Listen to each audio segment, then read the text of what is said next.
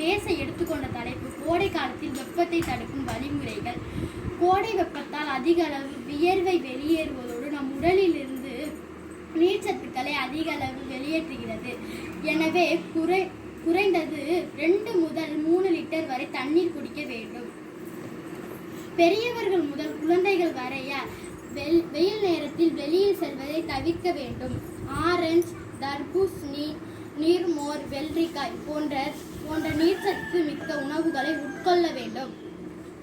கடுமையான சூரிய ஒளியில் வெளியில் செல்லும் போது கண்கள் பாதுகாப்பில் கவனம் செலுத்த வேண்டும். புற ஊதா கதிர்களை தடுக்கும் சன்கிளாஸ்களை அணிய வேண்டும். கொழுப்பு சத்து மிகுந்த உணவுகளை தவிர்க்க வேண்டும். அவ்வாறான உணவுகளை உண்பதால் கால்ரா, மஞ்சள் காமாலை, வயிற்றுப்போக்கு, சீதபேதி போன்ற நோய்கள் வரும். எனவே அடிக்கடி எண்ணெய் குளிப்பதன் மூலம்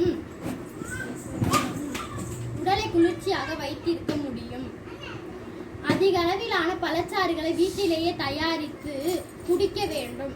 இவ்வாறாக கோடை வெப்பத்திலிருந்து நம்மை நாமே தற்காத்து கொள்ள முடியும் என கூறி எனக்கு பேச வாய்ப்பளித்த இயற்கை நற்பணி மன்றத்தினருக்கு நன்றி தெரிவித்து விடைபெறுகிறேன். நன்றி, வணக்கம். எனது பெயர் மாரியம்மாள். எனது வயது 12. எனது ஊர் நெய்வேலி வடபாதி.